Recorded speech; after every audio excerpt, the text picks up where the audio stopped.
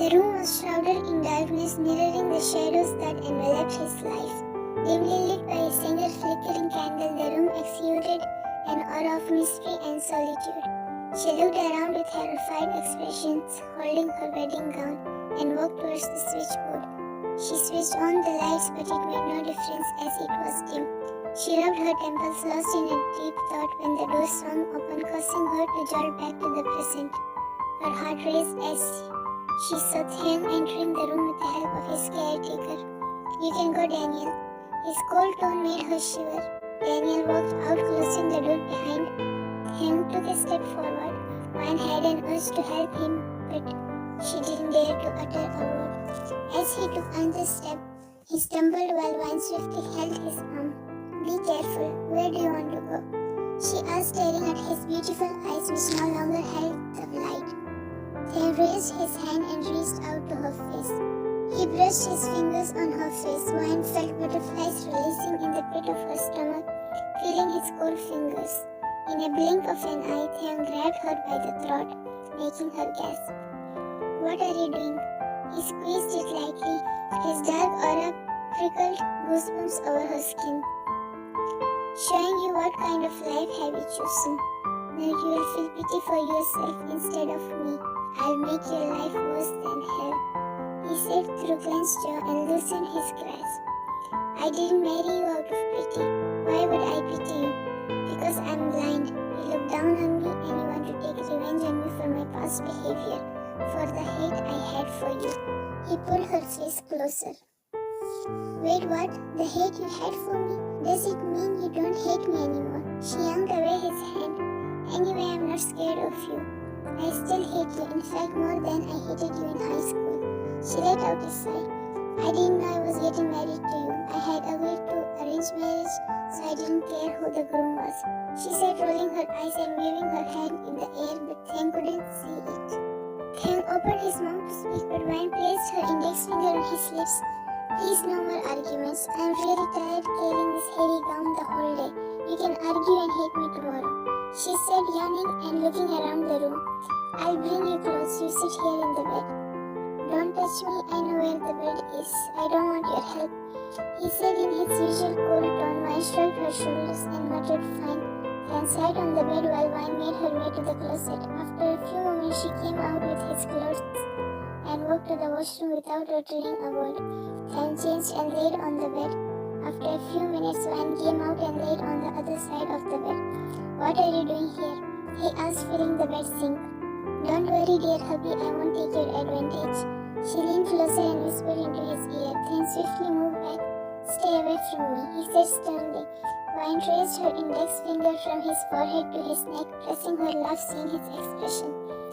"I see, I got it, why you were enemies with Serena back then," he said, holding her hand. "Why? You were jealous of her because she was my girlfriend and you had crush on me." Wine stared at him for a while and a laughter erupted her throat.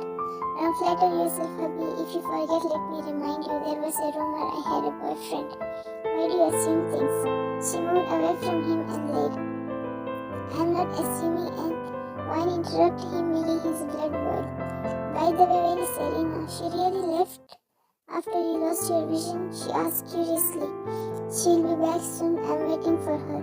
A shadow passed through his face, which didn't go unnoticed by Wine. "Why is your room so dark? I mean, everything here is dark." 𝐷𝐭 evilly chuckled. "This darkness of my life will engulf you and break you. Then you'll regret your decision." Wine bit her lower lip, staring at his side profile. "Guess what? Maybe I'm really going to regret this decision. What if Serena will be back? I already mean nothing to him," she thought and closed her eyes. Both of them were muddled in a war in their mind. Next morning, the soft glow of the sun rays illuminated the space. Wine stood in front of the dressing mirror, her reflection staring back at her. With gentle strokes, she combed her hair, each strand falling into each place with a mesmerizing rhythm. Her gaze shifted on 𝐷𝐭's reflection, who was rubbing the towel over his hair. Wine made her way towards him and held his hand. "Let me do it," she said, and was about to take the towel from his hand, but he moved away his hand. "I don't want your help." This was the first time both of them had a conversation since they woke up. Wine let out a sigh, grabbing the towel from him and stood between his legs. Keep your ego aside for a while. You are my husband and taking care of you is my responsibility. She spoke, rubbing the towel softly over his hair. Then encircled his arms around her waist and pulled her closer. Her long hair brushed his face. Subconsciously, he inhaled her scent. That means you have to take care of my needs, right? His tone made her heart tremble. She placed her hands on his shoulder and tried to move back, but he tightened his grip. What are you doing? Let go of me. He shook her darkly and rubbed his nose on her stomach, making her breathe hitch. Weren't you too confident last night? Now you're acting like a scared cat. The door knocked, grabbing their attention. One tried to move away, but Thane was holding her still. Come in. Daniel entered and opened his mouth to speak, but stopped seeing them. Sorry for disturbing you. Mrs. Kim is calling both of you for the breakfast. We'll be there soon. Daniel nodded and walked out. Thane released her from his grasp. Release your breath. Wayne looked at him suspiciously and released the breath that she was unknowingly holding. How do you know? That means you can see, she asked with a frown. Thane chuckled. I can't see, I just felt it when I was rubbed. She threw the towel on his face. Pervert, shut your mouth, it's much better that you can't see. She muttered. Thane threw away the towel while laughing. I haven't done anything yet, still you are calling me a pervert. Why don't I show a trailer? Kim, Thane, I will kill you. She clenched her fist. Please, Kim, mine, don't kill me, I'm scared. He raised his hands in air and said mockingly, I'm going, she said and stomped towards the door. Mrs. Kim, you must feed me on the table as you know I can't see. She heard him say from behind. She shook her head and cursed him under her breath. She walked to the dining room where Mr. and Mrs. Kim were already seated. She greeted them and said while Thane also entered with Daniel, Wayne, I hope my son is not being a jerk to you. She held Wayne's hand and glared at him. Mom, you must have mistaken. I think she's your daughter while I'm your son-in-law. He shook his head. Shut your mouth, don't tell me you have been keeping this attitude with Wayne since last night. She said sternly. Thane shrugged his shoulders. Ask her. Wayne opened her mouth to speak, but Thane interrupted her. Let me tell you, Mom. I have been too lovely to her. I have pampered her. Wayne quickly placed her palm on his mouth. Stop talking nonsense. She turned towards Mr. and Mrs. Kim, who pressed their smile. He is not being a jerk. In fact, he is a jerk. She whispered the last part, but enough for Thane to hear it. Okay, let's come to the point. Everyone averted their gaze to Mr. Kim, whose expression was stern. Thane, Mr. Jung has specially invited you to the banquet along with Wayne. What does he want now? He muttered through clenched jaw. Cool down, Thane. Maybe he's trying to improve relation with us. Thane let out a sigh and leaned on the chair. Really, Dad, what is there to improve? He planned my accident and made me blind. Nothing can be improved. I can't see for the rest of my life, he said angrily, raising his voice. Wayne held his arm. Calm down, she whispered, rubbing his arm. He shook his head. We don't have any proof against him, and who said you can't see for the rest of your life? You said. Thane, actually your dad lied to you. Wayne looked at them confusingly. You weren't agreeing to get married, so we lied to you that you can't see for the rest of your life. In this way, you realized you can't rely on Daniel for your whole life. Wayne smiled happily. That means Thane will regain vision. Her eyes lit. Mrs. Kim nodded with a smile. You really lied to me, he asked with disbelief. That doesn't matter, Thane. What matters is you'll be able to see again. She held his arm with both hands. He could feel the joy in her voice. Well, you will undergo surgery in a few days, and tonight be ready. You both will go to the banquet. No more arguments, Thane. Mr. Kim stood and made his way out, followed by Mrs. Kim. I'm so happy for you, Thane, she said while feeding him. What do you wish to see first, or whom do you want to see first? She asked, but a sudden thought of Serena crossed her mind. Her excitement died down. What was I even hoping? That means Serena will be back and we will part ways. She shook her head. I want to interrupt him. Leave it, that's not important right now. I just spoke a lot out of excitement. Don't interrupt me again. Since last night, you have been doing this. No one dares to interrupt me. That's because they're scared of you, but I'm not, so I'll keep interrupting you. She waved her hand in the air and smiled internally. Well, yeah, only Kim Wayne dares to interrupt interrupt me and talk back to me. I still dared to do it even when I was hung, Wine, she said, rolling her eyes and bringing the spoon to his mouth. Because you are destined to be Mrs. Kim. Wine felt a hope arising in her heart, but soon she shrugged it off. Open your mouth, we need to get ready for tonight as well. At night, the banquet hall was filled with a buzz of excitement as guests mingled and chatted. Their laughter filled the air. The room was elegantly decorated with shimmering lights and floral arrangements, creating a vibrant atmosphere. They were adorned with fine linens and sparkling tableware were set up, while the aroma of delicious food wafted through the hall. As Wine and Theo entered, Wine gracefully guided Theo through the banquet. With a gentle touch and soothing voice, she described the vibrant decorations, the delicious aroma, and joyful atmosphere surrounding them. Wine guided him to their table. It doesn't feel like I can't see. Don't waste your energy on describing each and everything, he said as soon as they sat. It's kind of fun describing everything. Well, so at our right there are two ladies gawking at you, she muttered last part through clenched jaw and stopped passing them a dead stare. They shamelessly stared at him head to toe. I swear I'll beat the shit out of them, she muttered under her breath. He chuckled hearing it. Mrs. Kim, are you jealous? She looked away and composed herself. Why I would be jealous? There are just two ladies gawking at you while all the men here are looking at me. Don't flatter yourself, you don't look so beautiful. He shook his head. As if you can see me. The gaze shifted to two men who were approaching them. Two men are approaching us. Nice to see you after so long, Kim Theon. Too bad I can't feel it in your voice. Theon said rudely while the other guy also greeted him. Miss Jung ignored him and turned towards Wine. I see this beautiful lady must be Kim Wine, he asked while Wine nodded with a smile. Yes, Mr. Jung, nice to meet you. Nice to meet you too, Miss Wine. This is my son, Haesung.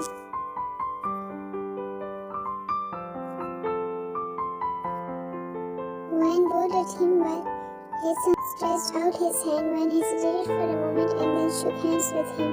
Yes, he's gambler, alcoholic, and the biggest traitor. His words made their blood boil, but they shook their head with a smile. I didn't expect you to be so beautiful, Miss Wine, he said and placed a kiss on her knuckles. Wine quickly moved away her hand. Haesung, if Theon can't see doesn't mean you will do this to his wife. Both of them chuckled while Wine rubbed her hand on her dress. Do what? He asked with a frown. Nothing, he just shook hand with me. She held his arm with both hands. Well, Miss Wine, why do you marry a blind guy who can't even see your beauty? He deserves much better. Wine narrowed her eyes at him while Mr. Jung excused himself. Oh, I'm sorry, I didn't realize beauty was the only thing that mattered in a marriage. My wife deserves someone who can truly see her beyond just physical appearance. Lucky for her, she found me. Mind your words, Jung Haesung. By the way, I got the answer, she said through gritted teeth and grabbed the glass of wine. He moved closer to her. Come on, I didn't say anything wrong. You can't change the fact your husband is blind. He was about to touch her face when Wine splashed the wine on him, making him gasp. Everyone's attention diverted to them. Oops, I'm sorry, I didn't mean to, she said with an apologetic look. Haesung looked around and clenched his fist. No, it's totally fine, I can understand, he said and walked away while everyone got immersed in their conversations once more. What did you do? He asked curiously. Nothing, just splashed a glass of wine on his disgusting face. What did he do? She placed her hand on his. He was talking nonsense about you. I'm asking about earlier when you shake hand with him. He held her hand and intertwined their fingers. Nothing much, he just kissed my hand. Theo's expression strained. He kissed your hand, he muttered. Let's go, I swear I will do something. Wine out his face. Theo, calm down, I taught him a lesson. Besides, I don't want to leave this delicious food. She whined at the last part and squeezed his cheeks. Stop doing that, I'm not a kid, he said sternly. Wine released him with a jerk. We will go home now. Fine, I'll call the driver and inform him to drive you home. I'm not going, such a joy killer. You can't even stay for a few minutes just for me. Okay, fine, we won't leave until you eat. Now come closer. He reached out his hand. No, I won't. I'm mad at you. 𝐁𝐥𝐢𝐧 just smiled, shaking his head. They went silent until the dinner was served. 𝐊𝐚𝐟𝐢𝐴 was eating and having a small conversation with him. Why don't you eat? She asked with furrowed brows. 𝐊𝐚𝐟𝐢𝐴, you told me how everyone looks and what they are wearing, but you didn't tell me about yourself, he said, ignoring her question. Well, I'm wearing a black knee-length off-shoulder frock with black heels. I wish I could see you. 𝐊𝐚𝐟𝐢𝐴 noticed the longing in his voice. Anyways, let's go. 𝐊𝐚𝐟𝐴 held his hand and stood to leave. 𝐁𝐥𝐢𝐧, do you have the gun with you? Yes, I do. Why? They walked out of the banquet hall. 𝐊𝐴N gazed at overcast sky. Where is it? Give it to me. 𝐁𝐥𝐢𝐧 took out the gun from the back of his waist. 𝐊𝐴N held it and wrapped her arm around 𝐁𝐥𝐢𝐧's. Why do you 𝐊𝐴N interrupt him?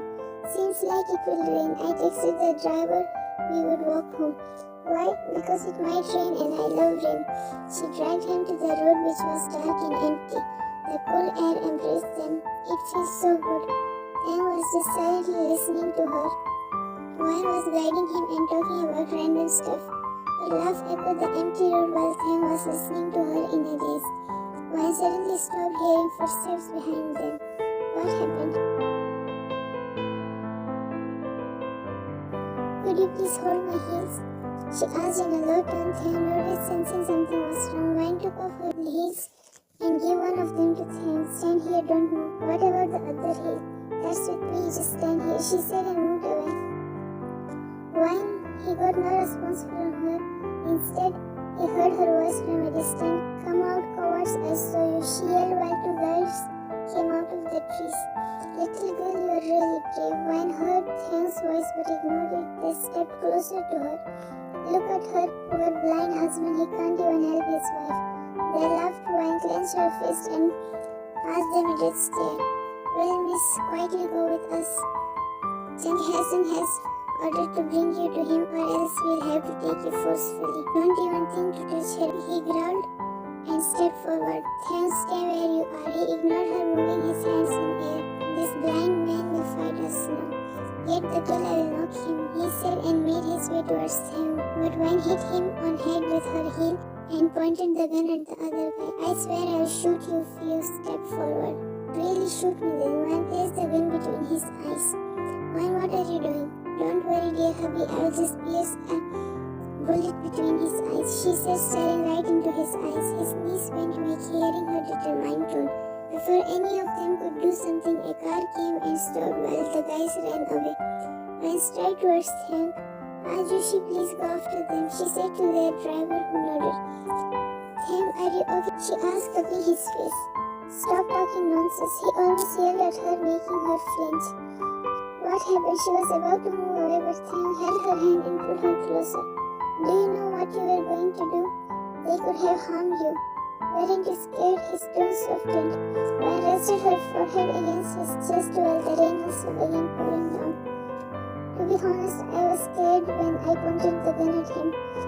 I was just acting brave. I don't know how to use a gun, she whispered while her voice broke. You're crying. He reached his hand to her face. 𝐊𝐴N sniffled. I'm not. You better not, because I like my strong and brave 𝐊𝐴N. 𝐊𝐴N pressed her forehead against his. Are you taking an interest in me? 𝐁𝐥𝐢𝐧 smiled. What if I say yes? But didn't you hate me? We can hate the person we love, but we can't love the same person we hate. I didn't say I love you, 𝐊𝐴N pulled away. I know, but you don't hate me either, neither in the past nor in the present. He reached out his hand and touched her face. Both of them were drenched in rain.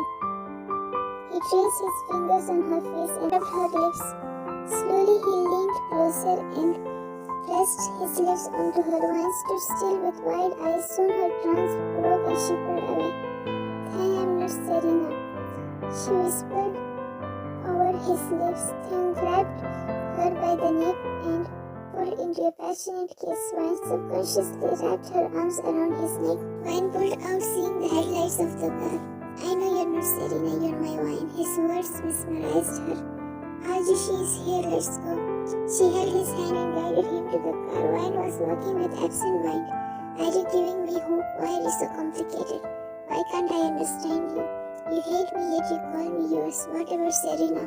Why am I falling for you if we have no future together? She was drowned in her thoughts. Few days later, Since the banquet, wine has been muddled with her thoughts. Sometimes Chen is being aggressive while sometimes he is totally different. Wine has been taking care of his everything. Chen doesn't object either as he likes it, but he doesn't show it to her. It's been 3 days since Chen underwent surgery and regained his vision. Wine was with him all the time, but since the eye patch was removed, he saw everyone but Wine.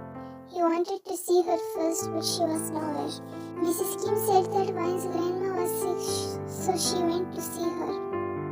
Tang reverted to his old rude self. He has been waiting for her anxiously. Anger welled up in him as he realized she hadn't even reached out to him.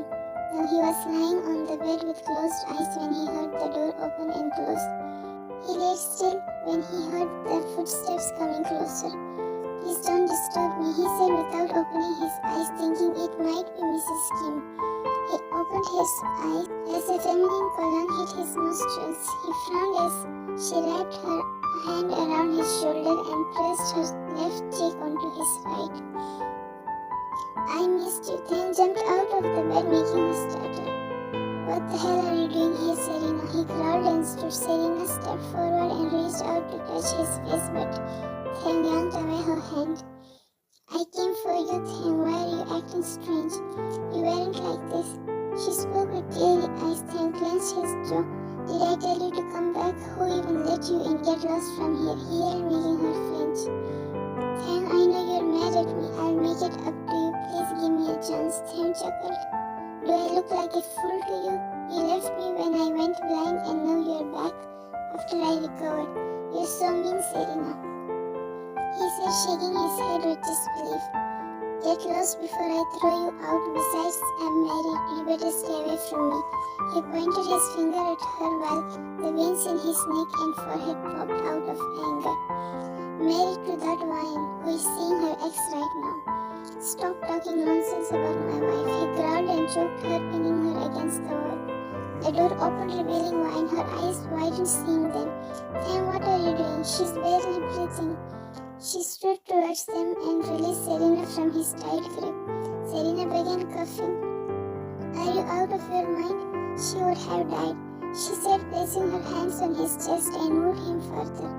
Tang was staring at her intensely, as if quenching his thirst for the sight of her, his eyes filled with love and wonder. "You're so shameless, Wine." They looked at her. "You still dare to come here after hooking up with your ex?" Hatred evident in her voice. Tang's eyes darkened and he stepped forward, but Wine held him. "Don't touch him." Serena pushed Wine. "You really want to die today, Serena." He pulled out his gun and pointed it at her. Wine composed herself and grabbed Serena by the hair, taking her off guard.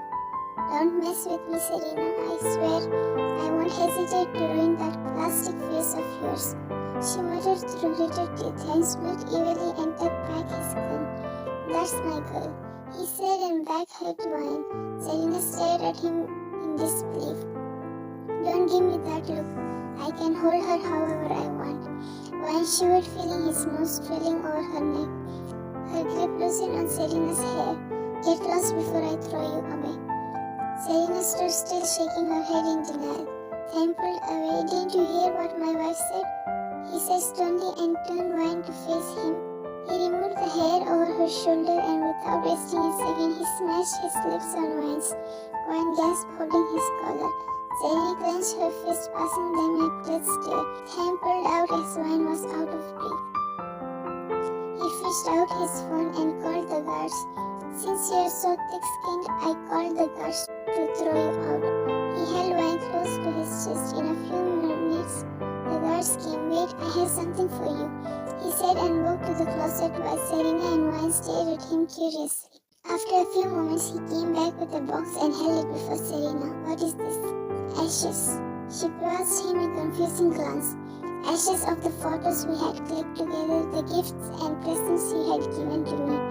Ashes of each and everything is in there that has connected me with you," he said with a shrug while the guards dragged Serena out. Tang closed the door and turned towards Wine. "I will meet Mom and Dad." She started seeing his dark expression and walked past him, but Tang held her arm and pinned her against the wall. "Where were you all these days?" he asked in a deadly tone, making her tremble. "Grandma was not well. She was hospitalized. I went to meet her and she stopped gulping." "And what?" he asked with a raised brows. "And Jasper returned from abroad. He was angry that I got married. He cut her off." "Jasper, your ex?" he asked with a frown, while let out a sigh and placed her head on his chest. "You really believe those rumors? He's just my best friend, nothing else. But you never denied those rumors. Well, leave that. You have to pay for leaving me like this." He grabbed her by the throat. "If I hadn't asked Mom about Serena long ago, I would have left you thinking you still love her and hate me," she said, rolling her eyes. "Why would you think that?" He squeezed her throat gently. "Didn't you say you are waiting for her? Why do you used to hate me? What do you feel for me now? I need my answers at once." "That was because I wanted to return those ashes to her." He leaned closer to her. "As for hating you, that was because Mom used to compare me with you in every aspect." "That means you were jealous of my charm," she said with a proud smile. "Thank you, correct. Well, as for your last question," he kissed her neck and trailed his thumb over her jawline. "I'm attracted to you in ways I can't explain. I didn't expect I would get addicted to you so easily, but now I can't imagine my life without you. I won't say I love you because what I feel for you is far more than love." His whispers captivate her. He placed soft kisses from her neck to shoulders, entangled her fingers in his hair, drowned in the moment when the door knocked, interrupting them. "Why, you're back and you didn't even come to meet me. Come out, I want to show you something." Ken groaned annoyingly. "For God's sake, Mom, give us some privacy. You just ruined our moment," he yelled from inside. Wine opened her mouth to speak, but he placed his palm on her mouth. "Shut up and send Wine to my room. Dream on, Mom, because you will see her after 2 days." Wine passed him a glare, but he ignored it. Mrs. Kim cursed him and bowed away. "Didn't you say the darkness of your life will engulf me? How could I let the darkness engulf you when you have brightened my life?" He pressed a soft kiss on her lips. "Let's begin a new journey," he whispered over her lips. Wine nodded with a smile. "We'll go on a date. I want to see you in that black dress that you wore to the banquet." "Date when?" she asked with excitement.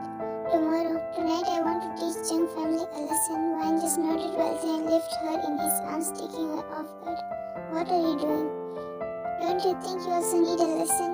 You didn't even reach out to me these days." Wine rolled her eyes and pouted. "I thought you would contact me." He laid her on the bed and hovered over her. "Too bad. We were waiting for each other," he said, burying his face in the crook of her neck.